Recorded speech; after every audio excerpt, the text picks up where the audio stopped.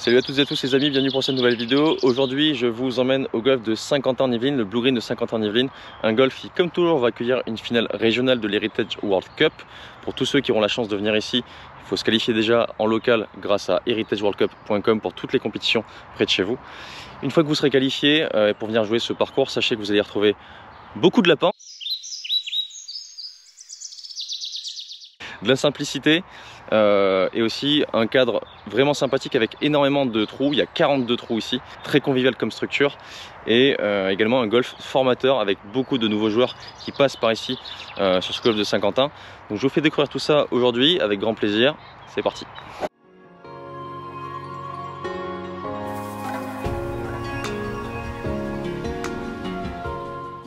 Saint-Quentin-en-Yvelines, c'est plus de 230 000 habitants et parmi eux, de nombreux golfeurs. Certains auront peut-être débuté leur pratique sur cette structure située à quelques encablures de la capitale, l'une des plus grandes de la région parisienne. Le golf jouxte l'étang de Saint-Quentin et sa base nautique pour un espace de verdure qui représente quelques 600 hectares dédiés au sport de plein air, dont le golf, vous l'aurez compris. Je vais donc découvrir aujourd'hui le Blue Green de Saint-Quentin-en-Yvelines et une partie des 42 trous qui le composent en compagnie d'un des pros du club, William, afin de vous donner une idée de ce qui vous attend si vous décidez un jour d'y tester votre swing.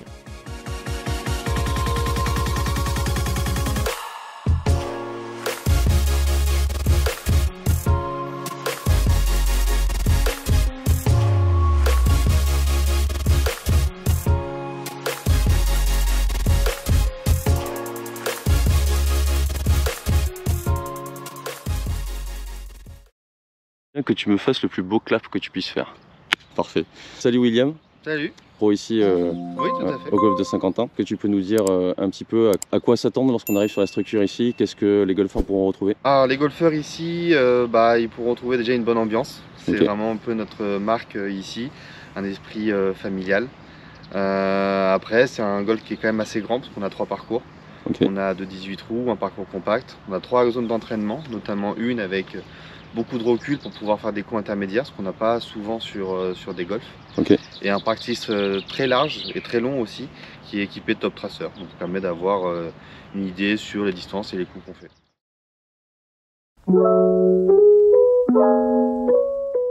Vous l'aurez compris, une infrastructure aux nombreux atouts, 3 greens d'entraînement, 42 trous et un grand practice doté de la technologie Top Tracer avec laquelle vous pourrez vous entraîner par exemple à Pebble Beach, mais depuis Saint-Quentin-en-Yvelines. C'est un club formateur si je pourrais résumer? Oui, on est très axé sur les débutants, donc on a beaucoup de débutants qui commencent le golf avec nous.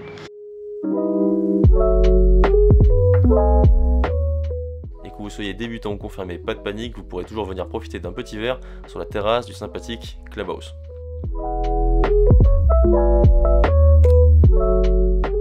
Alors, je dirais qu'il faut éviter sur tous les côtés parce que les roughs sont souvent très hauts.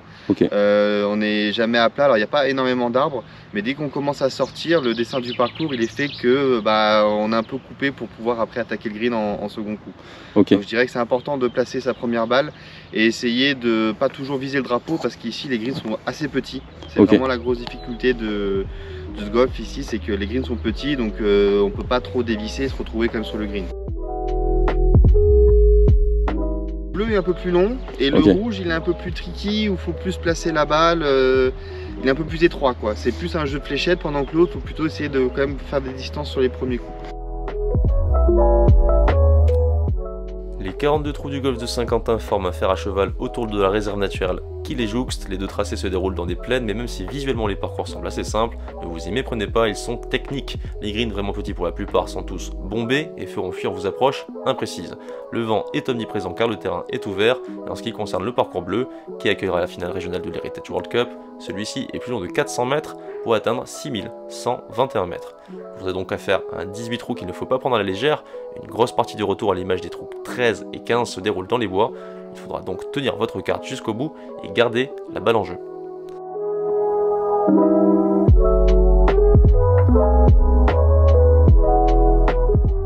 Moi je trouve le trou numéro 1 bleu qui est comme une bonne mise en jambe parce que c'est un truc qui est difficile pour commencer son parcours. Et le trou numéro 4 aussi du parcours bleu avec tout un côté dangereux sur la partie droite qu'on verra peut-être tout à l'heure du reste.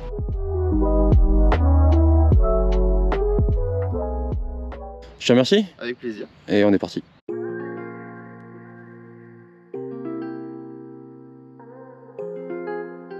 Alors, on va jouer le trou numéro 1 du parcours bleu. Donc c'est un par 4 qui est très long, tout droit.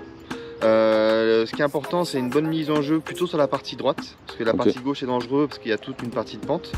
Et en ce qui me concerne, même si je suis à droite, les arbres ne devraient pas trop me gêner parce que je serai suffisamment loin pour pas qu'ils me gênent pour passer au-dessus sur le deuxième coup. On se la joue comment, en match ou en stroke? En match. Bah je sais pas, c'est combien d'index? Je suis pro. T'es pro? Ah ouais, bah match play alors.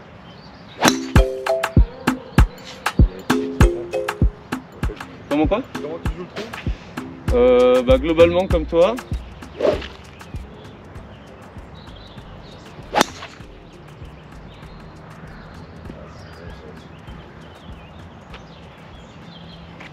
« 141, c'est ça? Ouais, alors là, faut pas que tu me demandes le club que je joue. Hein. Je ne te demande pas le club que tu joues. Parce que moi, je prends faire 6 là. Tu es sur club et tu joues tranquille. Je suis sur club et je joue tranquille. Là, t'es loin devant, mais on verra à la fin.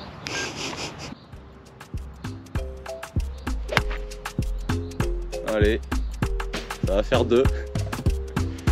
Oula. Avance un peu quand même. Ah, j'étais un peu trop tranquille. Ça a été tellement dans l'intention tranquille que c'était un peu trop tranquille. Attaqué par les abeilles, c'est bon signe. Malheureusement en fait j'ai 142 et on avait pris 140 pour lui, il y avait 160 donc c'est ce qui explique que son coup parfait finissait un peu court. Bon 140, je vais prendre un fer 9, je vais essayer de la laisser un peu à droite, ça a l'air de dégueuler vers la gauche.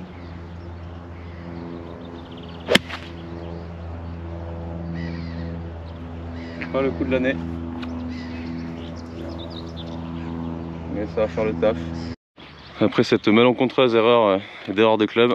Il fait un peu court. Bon, du coup, j'ai quand même l'avantage d'avoir pas mal de green. Donc, on va essayer de faire une approche roulée. J'ai pris un fer 8. Donc, l'idée, c'est de la jouer un peu sur la droite. On voit que le green il descend sur la gauche. Donc, on va la faire rebondir vers le début du green, la partie un peu sombre, un peu plus claire. Et la laisser rouler jusqu'au bout. Ouais, bah là, il y a une espèce de plateau et ça descend quoi.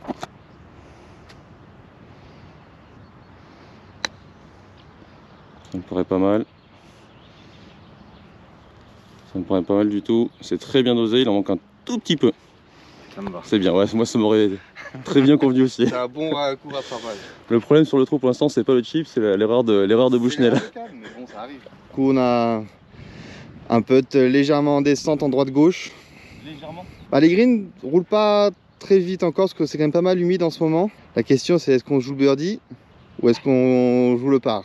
Là, je pense que je vais l'imaginer en mode birdie, mais en mode birdie qui fait le par si jamais ça fait pas birdie quoi.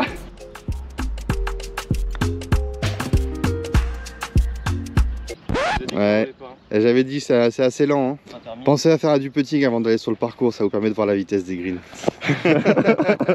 Il m'a donné mon excuse, c'est gentil. Ah, je l'imaginais vraiment glisser très fort et pas du tout.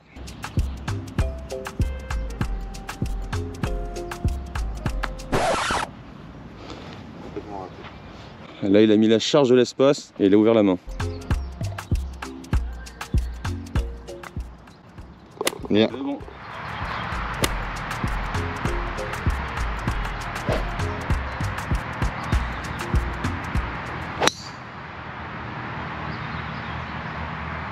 T'es bien là-bas. Bah là, tu vas pas mettre des kilomètres là.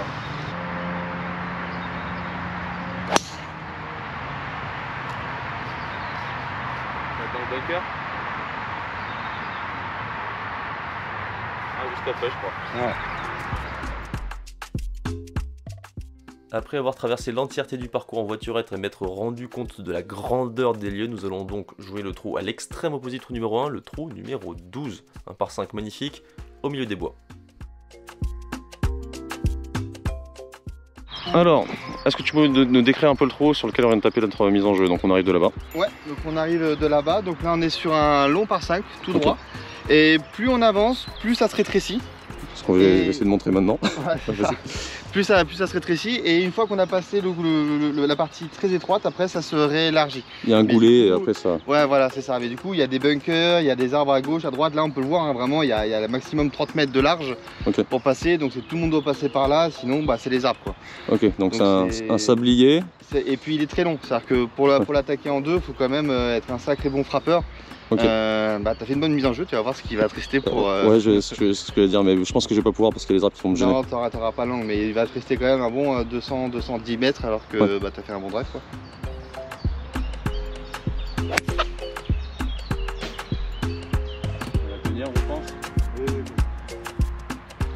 J'étais correct et j'ai entendu les arbres. J'en ai mis 4 à gauche, ou même 2 à gauche, ça se trouve, on n'entend pas les feuilles. C'était vraiment lisière quoi. Donc moi j'ai mis une ogive, hein, littéralement là pour le coup. C'est marrant, le fairway est scindé en deux à partir du moment où il y a le goulet. Il y a un bunker ici, donc la plupart des joueurs vont finir court et avoir un coup de placement comme William vient de taper. Donc le green il est très à droite quand même. Et il reste grosso modo, s'il s'entend, il doit rester 215, un truc comme ça. Ça aurait été possible d'attaquer en deux pour moi si j'avais été juste ici, mais là... T'as 10 mètres pour placer la balle. C'est-à-dire au driver pour te mettre là, en fait, en gros... On place la balle à 10 mètres ici? Non. Ah mince. C'est pour l'attaquer en deux, quoi. Bon, j'ai 196, le green est là-bas. Donc faut slicer d'à peu près 50 mètres. Du coup, ça va être un coup qui va être un peu poker. Soit ça passe et tant mieux. Soit au pire je finirai un peu à gauche. Oh, elle part droite. Tourne. Elle est restée? Non, c'est pas passé. Elle est partie sans effet latéral quasiment. Bon, le bojo n'aura pas été récompensé cette fois-ci. La même cette fois-ci au fer 3 pour qu'elle tente plus facilement. Parce que les bridges, je pense, à annuler un peu l'effet. Ah, c'est mieux. Elle est belle celle-là. Bon, juste court du green. On va voir si la première est restée. On se retrouve à côté du chemin. Ouais, on a pris un petit peu des branches. Donc il nous reste 80 mètres. On va essayer de faire une balle plutôt basse pour pas qu'elle prenne les branches. Avec un rebond un peu avant le green et si tout se passe bien, on va la faire monter sur le green. C'est bien exécuté. Oh! Ah, c'est pas de chance. En tout cas, Kadridili, tu verras le plan, il est trop beau avec les arbres et tout. Tu pouvais pas nous mettre à un meilleur endroit au niveau de... J'avais peur des arbres, c'est pour ça que j'ai vu large. Ah d'accord, ok. T'avais peur de prendre le trou à droite? Ouais. Ne jamais jouer avec la peur, jamais. Bon, le slice c'est pas venu malheureusement. J'ai mieux réussi sur la seconde. Elle est là-bas, juste avant le green. Et la sienne est à côté du bunker. Donc là, globalement, ça va être balle perdue. Et ça va certainement revenir square. Les greens sont un peu en montée comme ça? Ouais. Ok. Donc c'est ce que tu disais, hein, ils sont pas très grands, c'est un peu des pastilles rondes qui dégueulent sur les... C'est ça, c'est des petits un peu en dôme. Donc faut vraiment, faut pitcher un peu la balle quoi. Ok.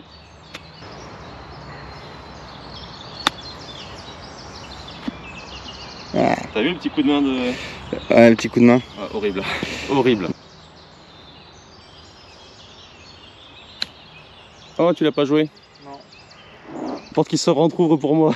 Donc il me disait en off juste avant que le pote Dion lui restait en travers de la gorge parce que il l'avait pas joué comme il voulait. C'est ça. Du coup il le traîne comme une casserole. Il a oublié passer à autre chose mais c'est pas facile. Allez, pour se venger. Ah, c'est pas payé. Mais bon, après c'est le job en match play. Là je putt pour boguer donc forcément ça. Fallait pas mettre une charge de mètre derrière comme moi.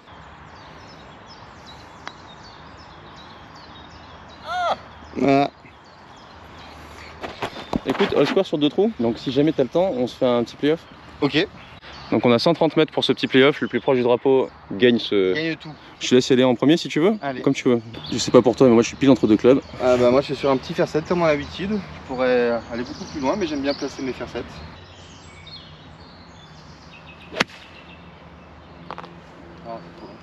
Ah, je pense pas. Je pense qu'elle est au drapeau. Ah, c'est trop long. Ouais. T'as fait un fly? Non mais j'ai craqué, c'était un fer 8.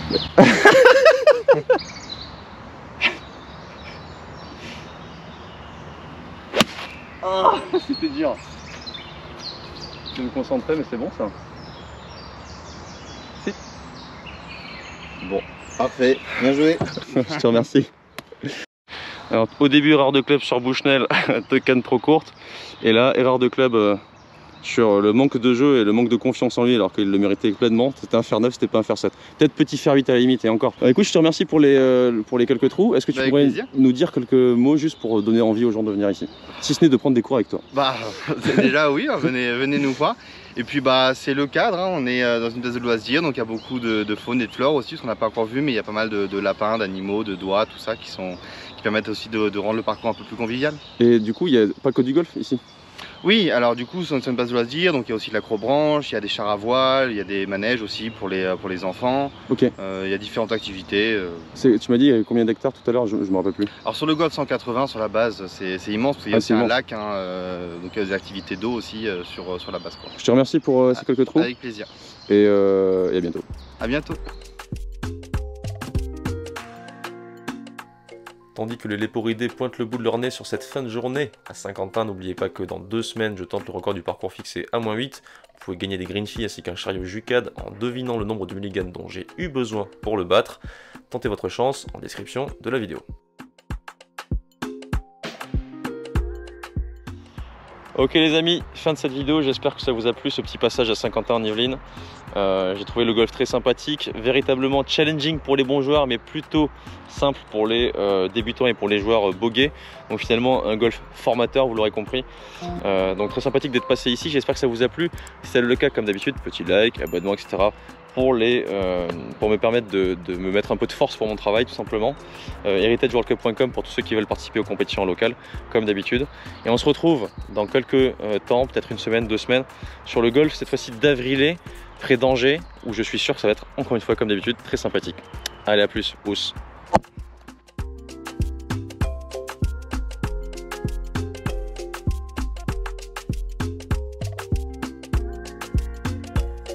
Ça vous dit de partir en l'air?